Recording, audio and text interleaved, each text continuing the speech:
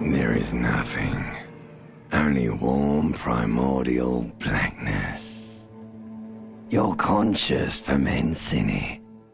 No larger than a single grain of malt. You don't have to do anything anymore.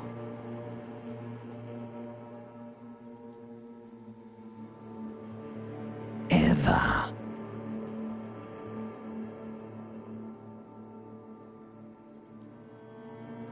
Never, ever.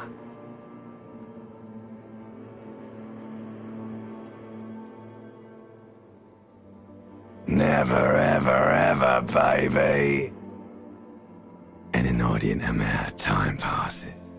It is utterly void of struggle. No ex-wives are contained within it.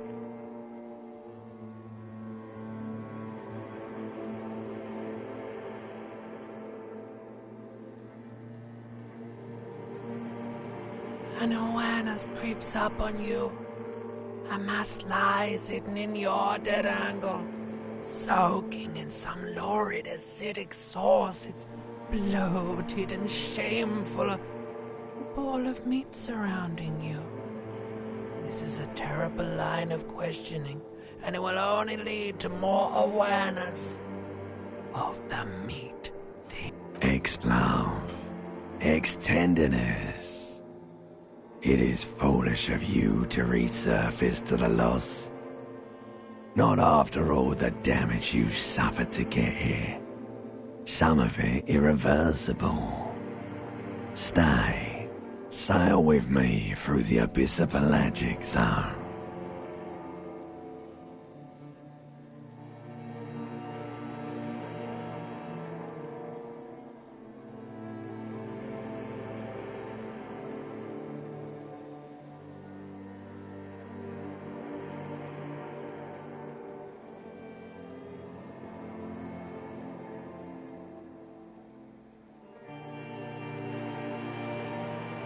Do you really?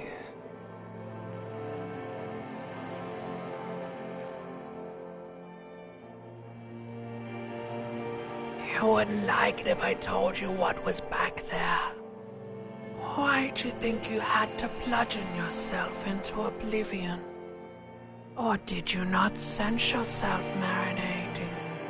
Poured so much on yourself, got a bit carried away, did we, Chef?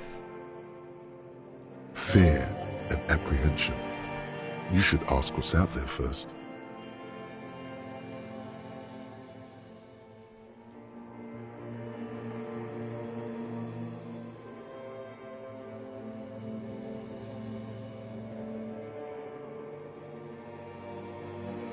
Somewhere in the sore, bloated man-meat around you.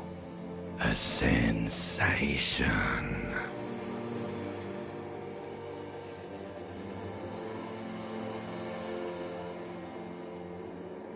Like a fly to the ointment, your conscience sticks to it. The limbed and headed machine of pain and undignified suffering is firing up again. It wants to walk the desert, hurting, longing, dancing to disco music. You can take it. You're a champion.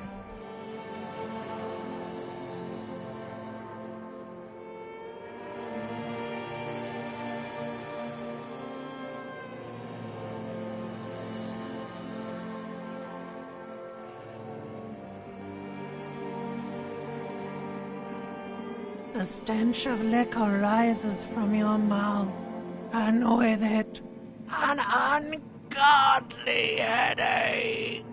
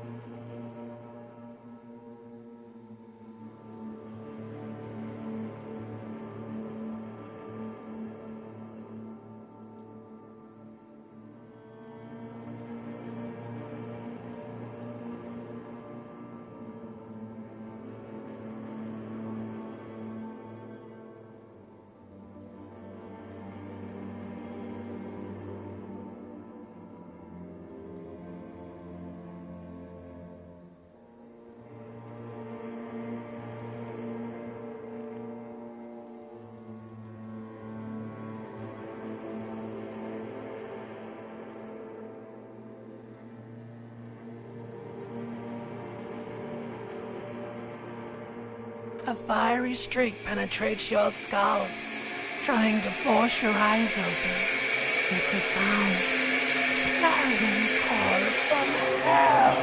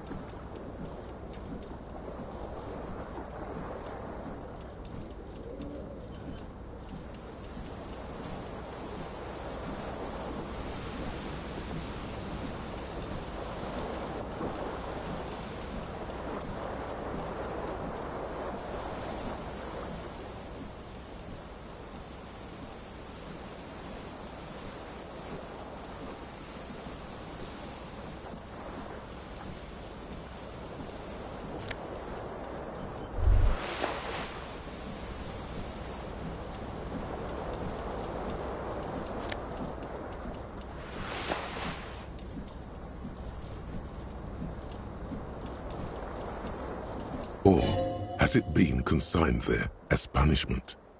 You feel as though this creature is your friend and wants to reattach itself to your neck so that you may continue your adventures together in this strange world.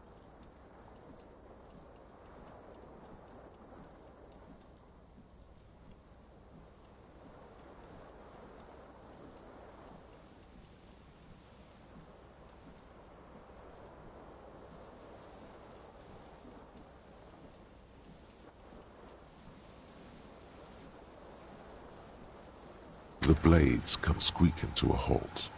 It should be easier to reach the tie now. You swoop up and catch the tie. Snap! It's released from the blade. Warning, warning, the necktie is no longer contained. What you have in your hand is a fantastically colorful tie with 4 or 5 different patterns. The knot reminds you of a noose.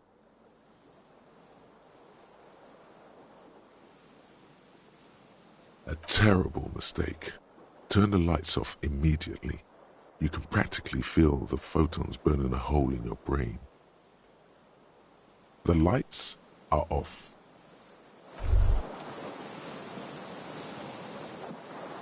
You hear a jingle. Keys are clinking in the pocket of your flare-cut pants. It says, whirling in rags, on the aluminium key ring. There is a single key on the ring. The number 1 is etched on it. It should open the door.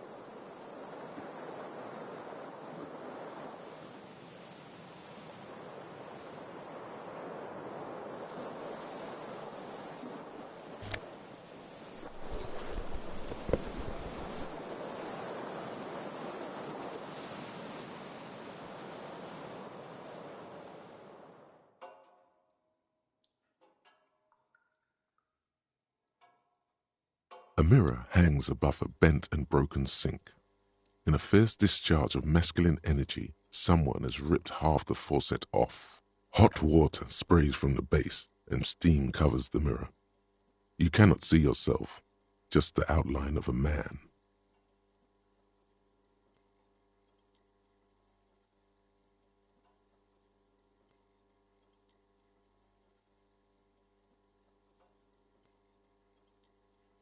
Suddenly, you realize you have no memory of the face that awaits you there, underneath the soft vapor. As you slowly reach your hand towards the surface of the mirror. Abort! You clearly have not thought this through. You won't like what you see there, and you will never unbecome it.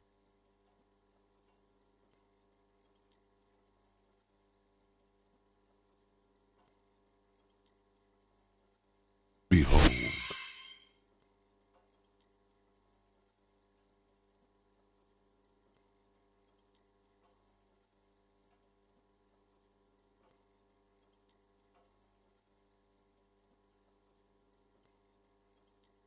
You have no idea who this thing is, do you?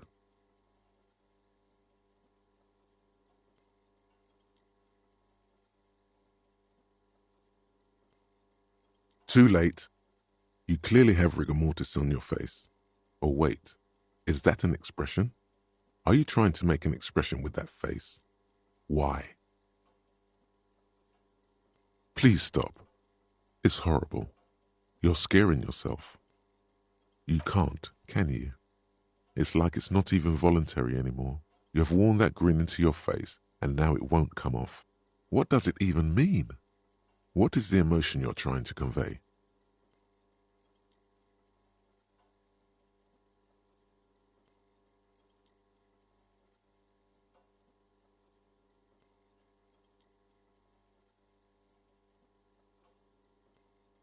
You are correct.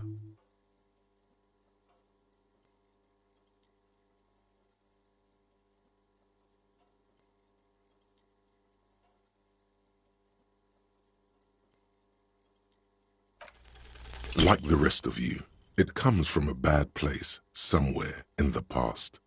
That's all you know for now. It's too late. Like an image on film. The expression belongs to your primary motor cortex. It would take a minor neurological miracle for you to cease producing it.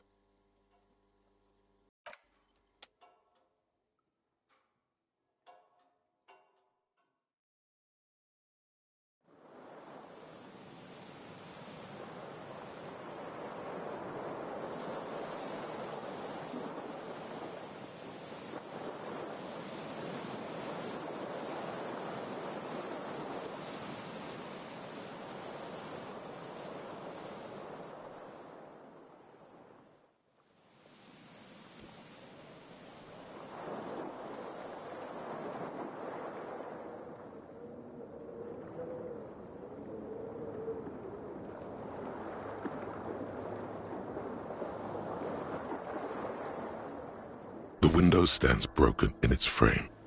Cold wind blows in. The shards face outward. Whatever broke this window came from the inside. A fine web of scarring covers the back of your right hand, but none of it is recent. More likely a projectile than a held object. There are no fragments on the floor from pulling a tool back in after impact.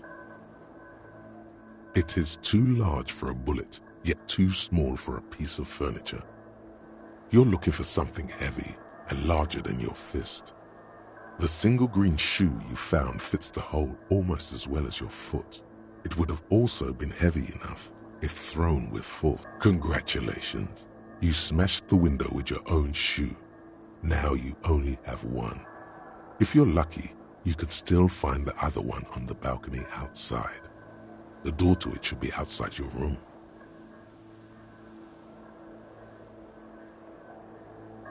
A cool wind gushes in. Your toes curl up from the cold.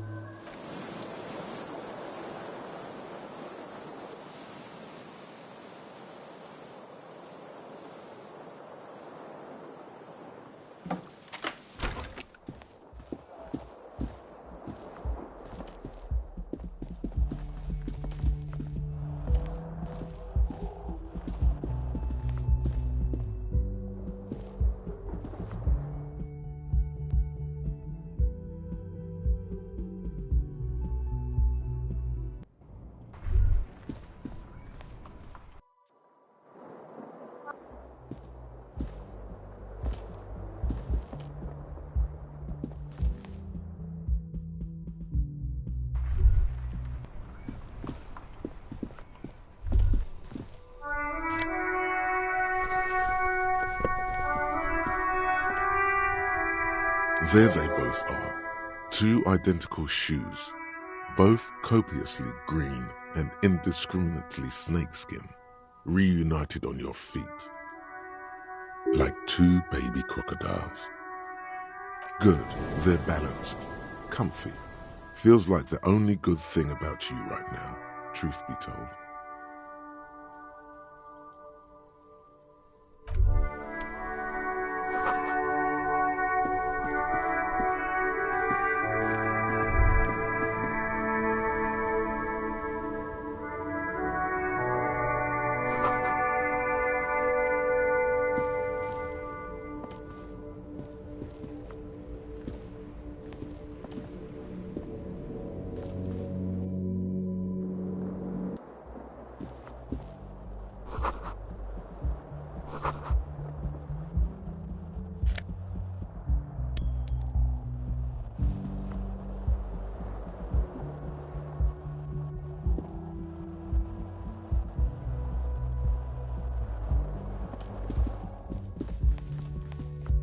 Hello, officer.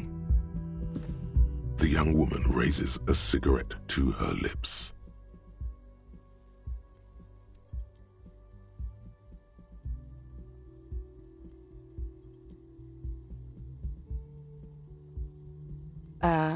No.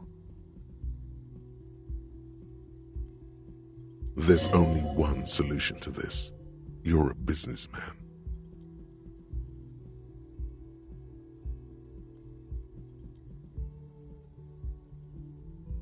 Because you're a police officer, sir.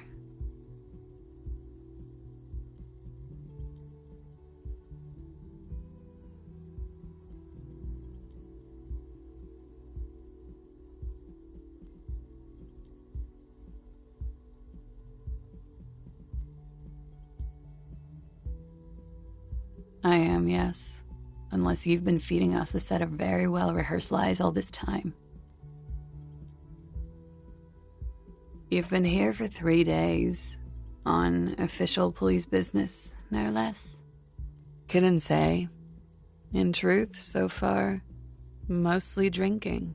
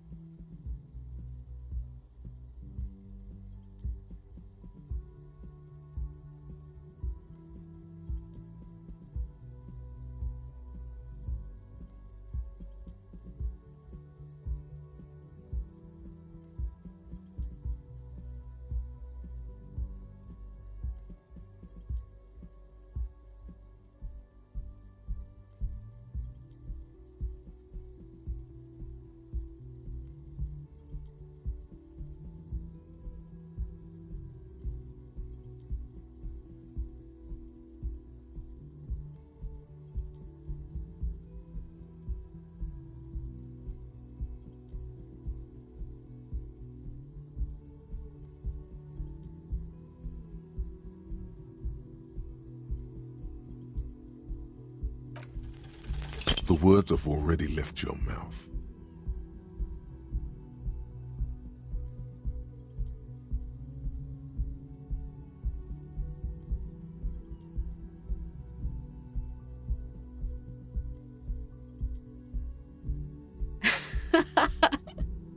What was that?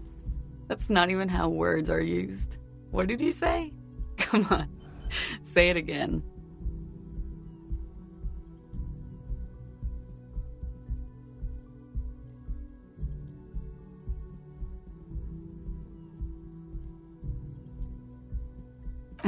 No, you see, that's not what you said. You said...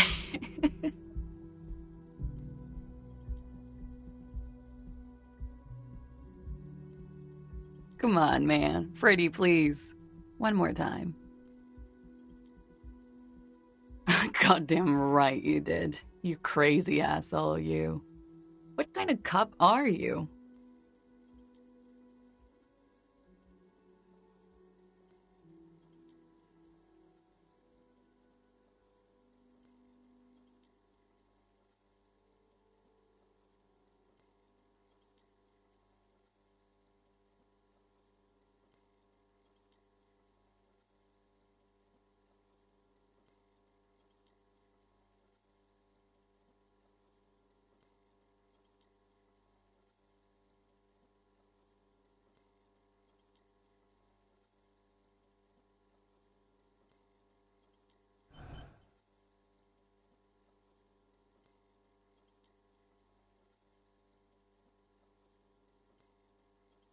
Okay, that's cool. Or if I can just maybe ask you to elaborate on that superstardom a tiny bit.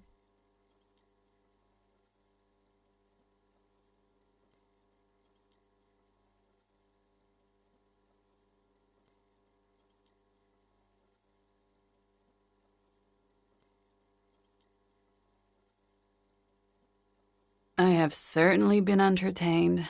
Thank you. Whatever you are, you should stick to it. Otherwise, it's gonna suck for you later when you have to interrogate me.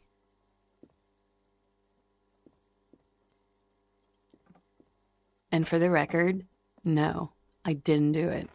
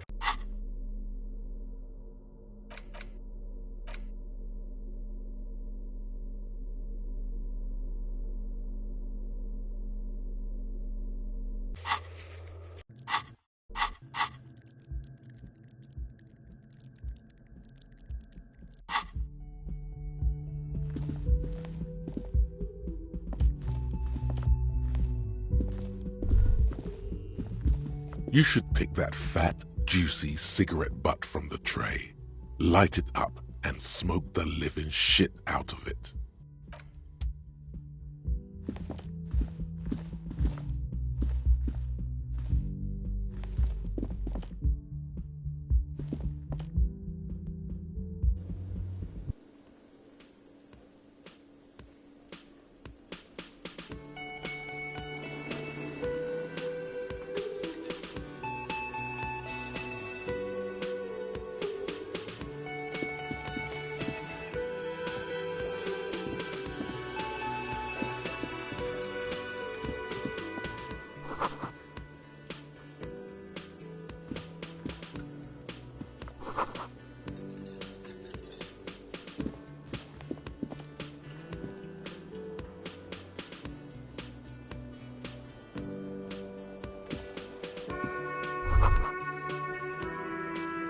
You should totally sing karaoke here, the first chance you get. Your emotions need to be expressed.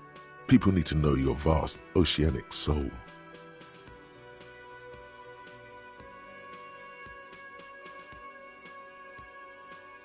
Utterly. And it needs to be heard through a PA system, by other people.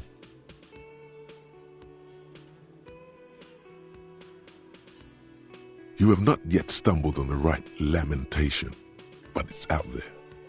It'll come to you. You will wreak havoc with it. Don't worry.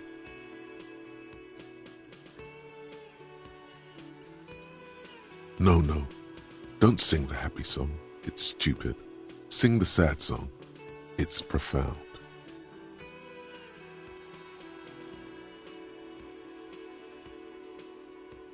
You have to find something tragic to sing first, though.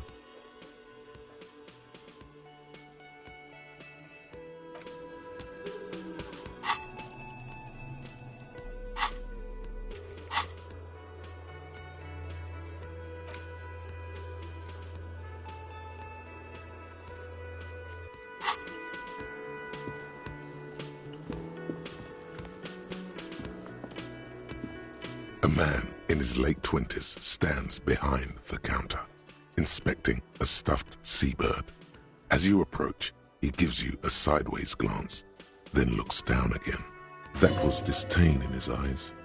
Even now he's purposely ignoring you.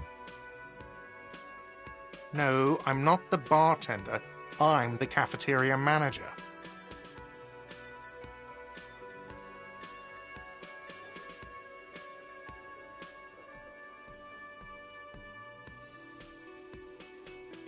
That period of my life is over. Not everyone who stands behind a counter is a bartender, okay? I'm the cafeteria manager. I have 3 cafeterias to manage. 3. Sylvie tends the bar here, not me. I'm only standing in.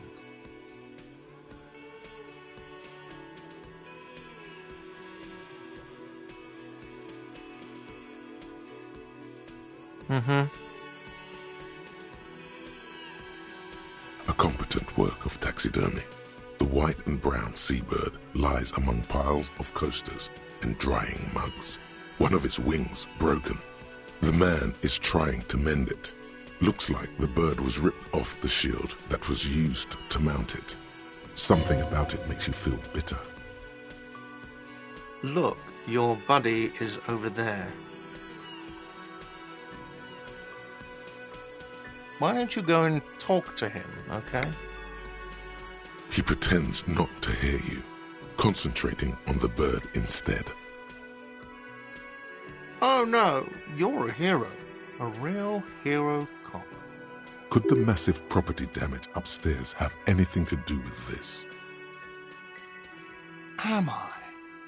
Or did you ride in, take the body down, solve the murder, and not trash my hostel room?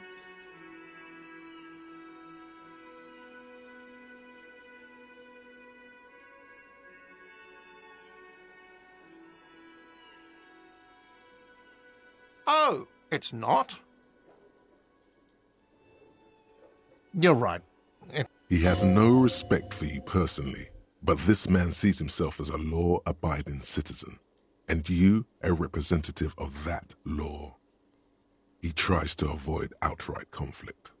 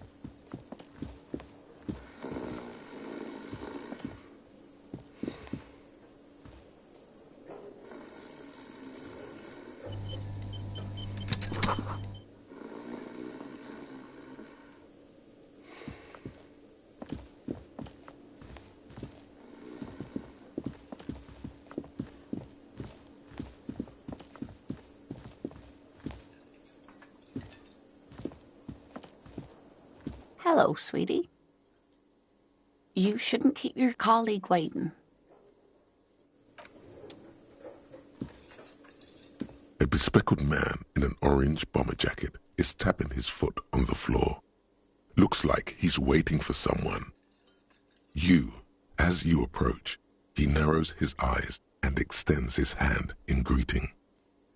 If an assault were launched on this building right now, if the windows came crashing down and the whole world descended upon you, this man would hurl himself in death's way to save you. You are sure of this, but why?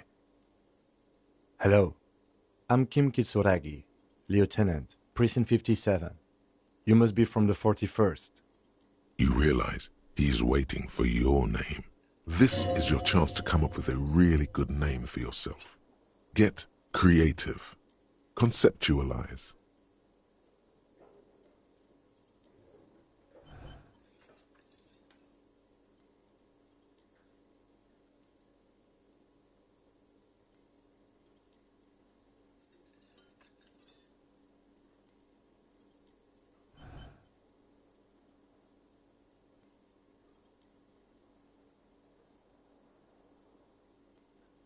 Okay then. It looks like we had a little scheduling error on Sunday. Saturday too, actually. Have you had time to talk to the manager here?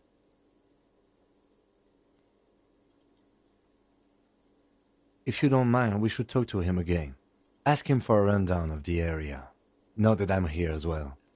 I understand the scene is out back, right? It also wouldn't hurt to assure him the police are finally here. In full force, I mean. Have you mapped out the initial interviews?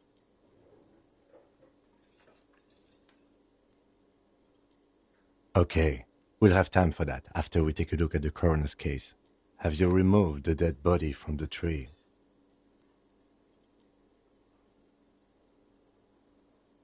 Mm-hmm. Mm-hmm. Sure. But did you take it down from the tree?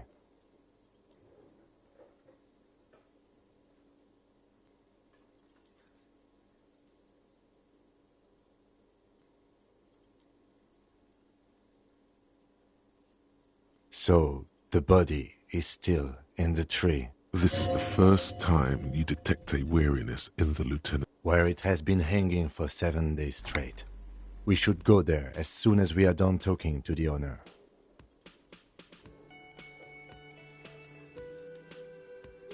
After you, officer. If you're about to embark on an investigation, shouldn't you have a badge?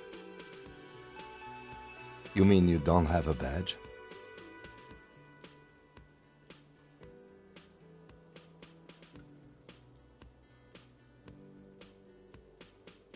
Losing your identification card is a serious matter. My vehicle has a shortwave. You can use it to report your badge missing. Lieutenant Kitsuragi is now in your party. You can talk to him whenever by interacting with him.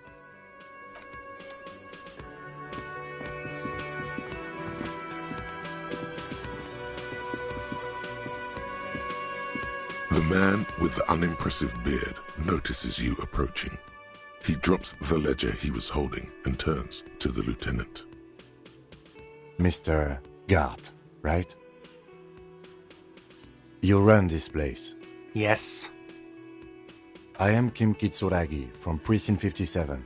This is an inter-district investigation, so joining me from Precinct 41...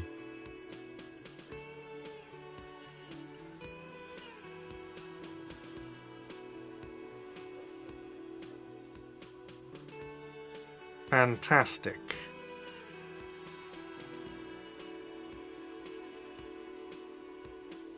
Right. Now, I know it took us a while to arrive at the scene. It also took you a while to call us and report the dead body. It was you who placed the call, yes? No, I only just got here. It was probably Sylvie who called you. She usually works the bar here. I'm only temporarily taking over her duties. Do you have her number? As a matter of fact, I do. You said you just got here. From where? Are you a local? What, of Martinez? No, I live in Jamrock. I only sometimes come here to keep an eye on the place. This is just one of the many cafeterias I manage. But you still know your way around, yes? In case we need directions. Yes, I know where some things are, but as I said, I don't live here. I just used to work here. And I'm not going to start working here again, if that's what you think. I didn't imply that. Detective. I have everything. You? Yes, he means, do you have questions for me, like a police officer would?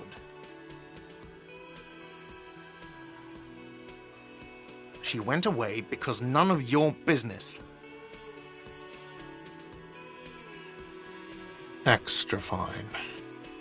I don't know who killed him. I'm not the police. That's your job. What are you, crazy? Of course I didn't kill him.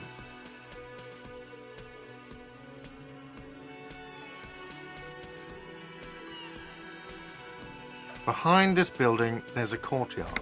They hoisted him up on a tree there. That's easy. See that door there? First you exit through that. Then, to your right, you should see a big hole in the fence. A really big one. You can get to the courtyard through there. No need for the keys. The hole is big enough for the Franco-Nigerian cavalry to fit through. Does he want you to feel guilty of making that hole? It's implied in his voice.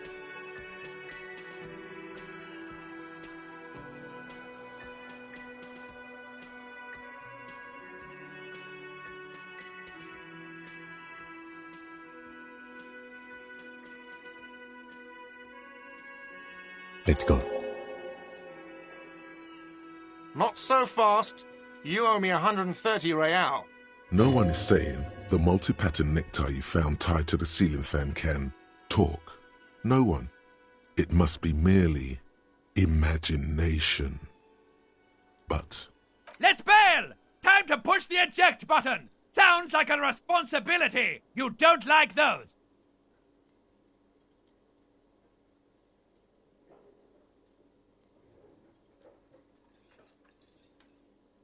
Oh, you don't owe me shit. Well, officer, you're right. You don't owe me shit, you owe me money. We do not need to assert ourselves here. We only need instructions from him. This is the proprietor, remember? You know, I get this all the time. Some hobo comes in here or some backpacking arsehole off the boat. The next day, when they can't make their fees, they get aggressive. I just never thought I'd be in this shit with a cop. Please, just give me the money. Who does that clown think he is? Arrest him!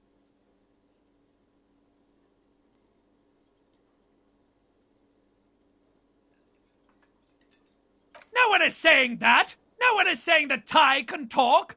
That would be ludicrous! It's just that you should arrest him! It would be wiser! He wants to take your money!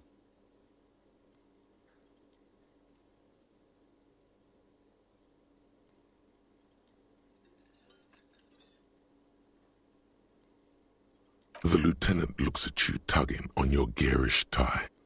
He puts his hand on your shoulder. If you don't have the money, it's okay. None of us are in this for the wages. That's cop 4. I haven't offered to pay because I don't have any money either.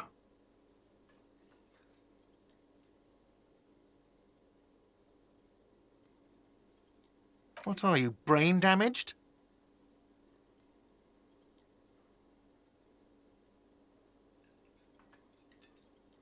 Money is what grown-up people use to pay for things. Things like this hostel room or 8 bottles of potent blend and 9 packs of Royal Extra. We use it for everything, really.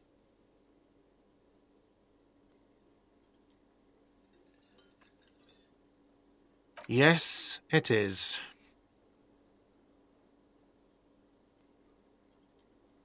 No, you see, that's 40 cents. Cents are a form of currency 100 times smaller than the real. I'm not even going to take this. Come back when you have 130 real. The cafeteria manager stands silently, looking at the cop. Isn't it evil? The order of magnitude between what is asked of a person and what they have.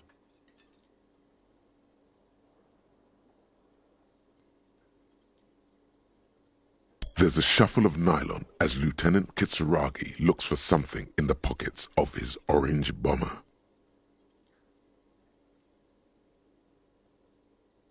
Let's see. 3 nights at a tariff of 20 real comes to 60 real. Then there's the window you annihilated.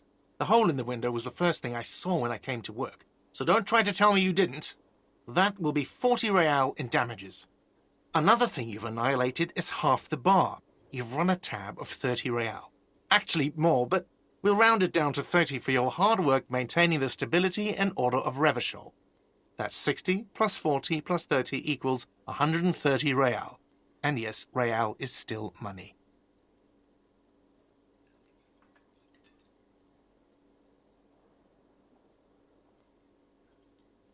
I'm sorry, but he has to pay. I can't let him stay here any longer if he doesn't. If he doesn't have the money by tonight, then... Officer, maybe you're better off working this from home for now. You live in Jamrock, right? It's not that far away.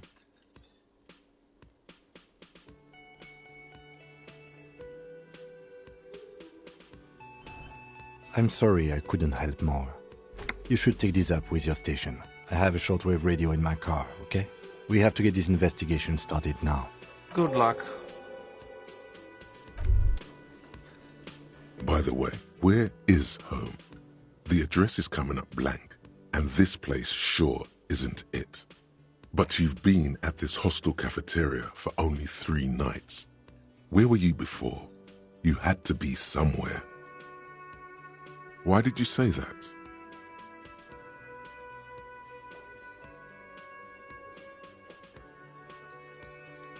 The old thesaurus comes up empty. Maybe you should ask the lieutenant. No. But isn't that an expression, not a place? A saying. Up on Marvel Hill, a great high place, one that is impossible to climb back to. That doesn't sound like somewhere you can stay if you run out of money.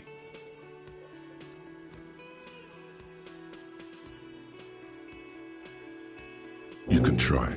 Run some addresses in your head when you get the time. Maybe a street or an apartment will appear.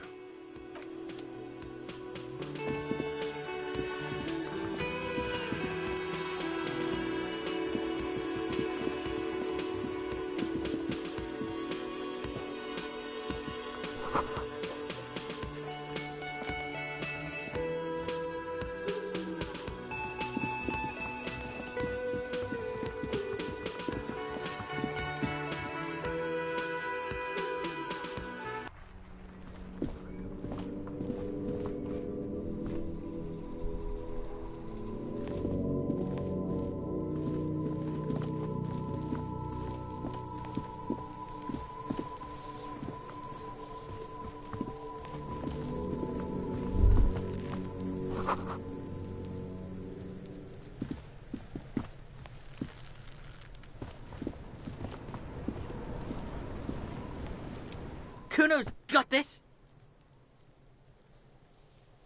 If there ever was such a thing as an ugly kid, then this is it. He's almost exquisite in his ugliness, like a gremlin. Oh yeah, nappa comfy, Kuno!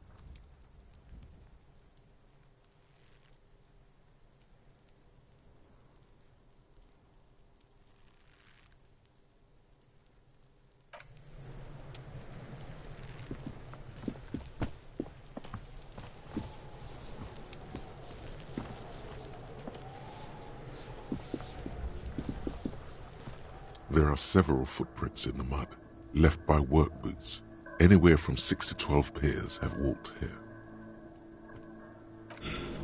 What do you think you are? A super detective? You're hungover. These are just dents in the mud. No pattern emerges for the time being.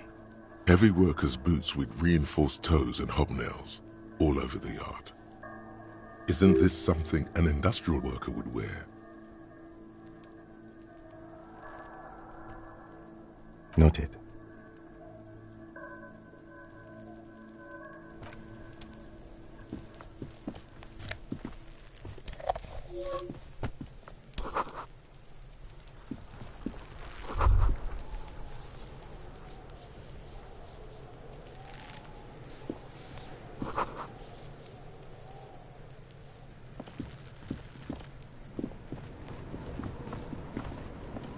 This trash container is locked.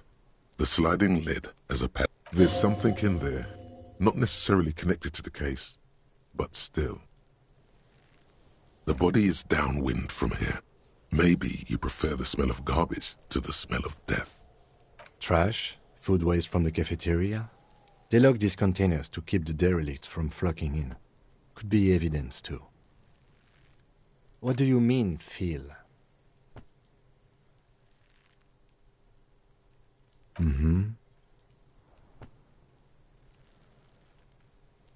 We could try using a pry bar. There's one in my motor carriage, or we could ask for a key from the manager of the Whirling in Rags. He probably has one.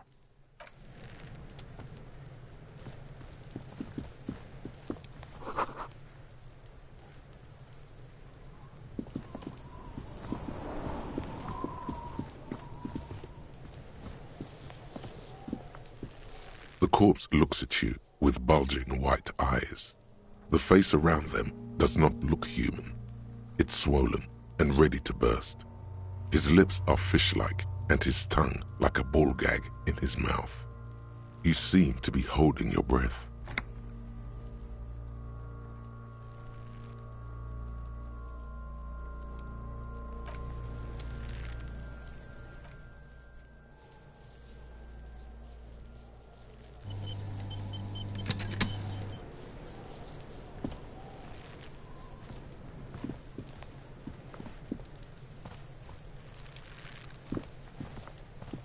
The corpse looks at you.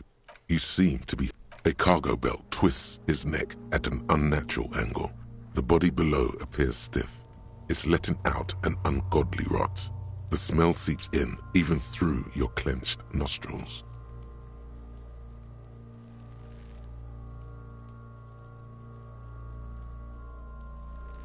Active decay. It's okay to throw up, officer. No one is judging. He's about to blow! Cop's gonna blow, Kuno!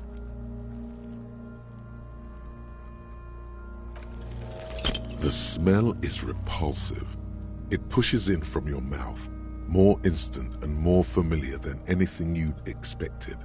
More fever than odor. It fills your mind, flushing you from within.